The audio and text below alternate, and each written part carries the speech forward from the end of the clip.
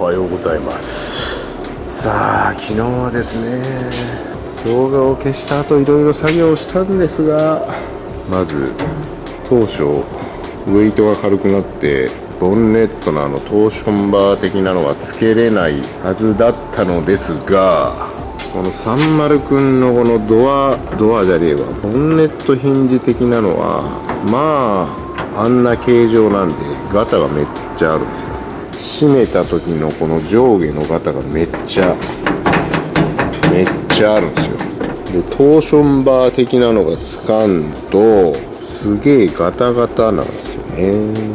なんでなんとかトーションバーをつけれるようにトーションバーのテンションを抜きまくって、で今度抜きすぎたらこのなんていうんですか、テンションがほぼなくなってここにホールドできなくなるんですよ。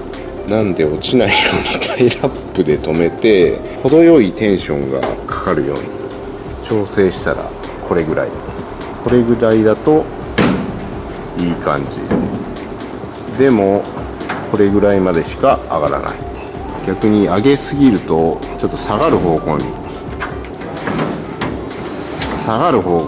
テンションがかかるという。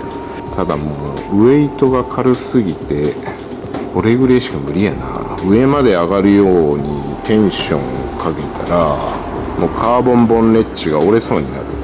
そんな作業を片昼やっておりまして、ついにいい感じ。ほんでトーションバーつけたらここの高さがすげえいい感じになった。ボンネット閉めた時にバーがない時めっちゃ低かったんですよ。テンションかかったらめっちゃいい感じ。逆にちょっと張りが出てちょっと高くなった感じ。でもトータルで見たらすげえいい感じ。ボンネットが閉まった時のここのガタも少なくなっていい感じ。ただこのドライカーボンっていうのはこの表面はどの製品もこんなんなんかな。私ドライカーボン対するのは初めてやけん、こんなに巣穴があるんやろうな。もう型から抜いた状態はもうこんな感じなんやろな。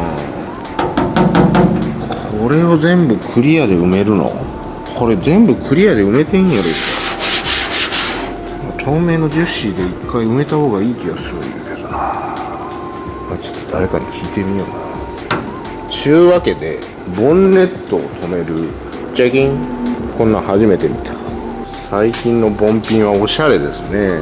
こんな感じでピコッツボタンを押したら外れる。それを穴ほいでここにつけるんですよ。でピコッと止まるようにするんだけど、純正の当たりゴムのところは多分こんぐらいになるのかな。これがちょっと弱々しいよな。ここはちょっといただけない。ボンネッチュ50万円が割れそうなんで、せめてここぐらいにつけよう。裏的にもここら辺に穴が開いた方がいいよな。強度的にもせめてここら辺につけたい。というわけでこの太材を延長しよう。